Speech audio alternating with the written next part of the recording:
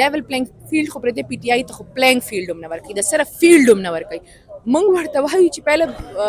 دې خبره کې چې موږ ته لیول پلینګ فیلډ راکړي موږ ورته وایو موږ صرف فیلډ راکړي پلینګ به موږ خپله کوو او لیول به موږ خپله کوو پاکستان تحریک انصاف ټیکنیکلی نوک آؤٹ کول غواړي د دې دا خیال چې ځکه چې پاکستان تحریک انصاف وي نو بیا چې کو هره پارټي دا د سیاسي موت دی د پاکستان تحریک انصاف د کپتان د کھلاړیانو نه نشي ګټلی نو دوی غواړي چې پاکستان تحریک انصاف ټیکنیکلی نوک آؤٹ شي موږ دومره ظلم وکړو چې پاکستان تحریک انصاف الیکشن بایکاټ وکړي او بیا موږ راشو چې د موږ الیکشن وکړو یو صفه خبره کوم که ملک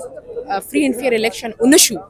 پاکستان به هغه عدم استحکام ته لړ شي څوک به هم نشي افورډ کولی د پاکستان د دلدل نه خو یو لاره ده چې پاکستان کې د فری اینډ فیر الیکشن وشي چې عوام څوک هم غواړي خو هغه د هرې پارټۍ خلک ادي په پاور کې راشي خو دې ته پته ده چې عوام صرف د عمران خان پارټي غواړي عمران خان غواړي دا ځکه دا ټول کریک ډاون بسم الله الرحمن الرحیم السلام علیکم کتونکو کاشف عریف یم پېښور های کورټ کې موجود یم موږ سره د پی ټی آی چې کوم سینیئر وکیل د مشال یوسفزئی دا موجود دي دوی سره به خبرې اترې کوو څه وجه کېدی شي په پېښور های کورټ کې داسې څه روان دي چې دومره سیکیورټي موږ ګورو د پېښور ولس هم ګوري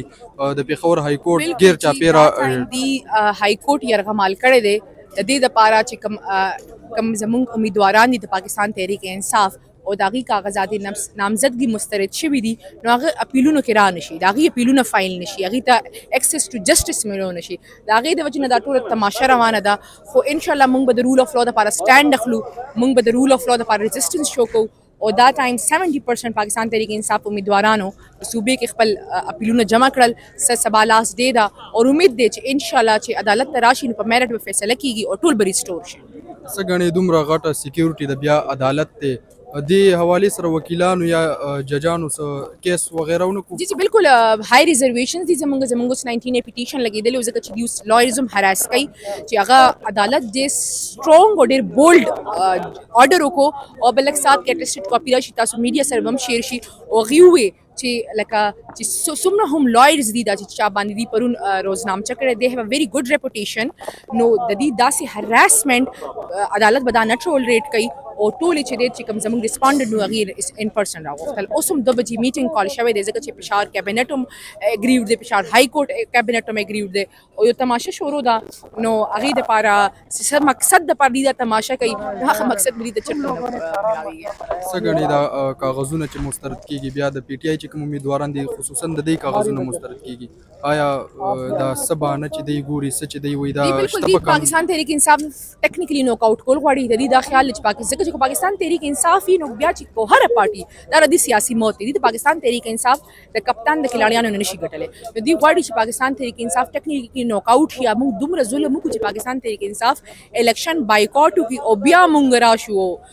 چې د موږ الیکشن وکړو داسې بنې موږ به هر ظلم او جبر چې موږ د 18 مهینو نه څونه برداشت کړی دی موږ به د دې دا به ریزسټنس به ورته شو کوو او انشاءالله د رول اف لا به ولاړ یو او ډېر زر به امید دی چې پاکستان کې رول اف لا راځي څه چې ګورئ په ملک کې څه حالات روان دي نو ستاسو څه خیال دی چې فری اینډ فیر الیکشن به وشي زه یو صفه خبره کوم که ملک فری اینډ فیر الیکشن ونشو پاکستان به هغه عدم استحکام ته لړ شي څوک به هم نشي افورډ کولی د پاکستان د دلدل نه خو یو لاره ده چې پاکستان کې د فری اینډ فیر الیکشن وشي چې عوام څوک هم غواړي خو هغه د هرې پارټۍ خلک ادي په پاور کې راشي خو دې ته پته ده چې عوام صرف د عمران خان پارټي غواړي عمران خان غواړي دا ځکه دا ټول کریک ډاون شروع دی اخیری سوال چې کوم حالات دي لیول پلینګ فیلډ پی ټی آی ته ملاویږي که نه لیول پلینګ فیلډ خو پرته پی ټی آی ته خو پلینګ فیلډ هم نه ورکوي د صرف فیلډ هم نه ورکوي موږ ورته وایو چې پهله دې خبره کې چې موږ ته لیول پلینګ فیلډ راکړي موږ ورته وایو موږ صرف فیلډ راکړي پلینګ به موږ خپله کوو او لیول به موږ خپله کوو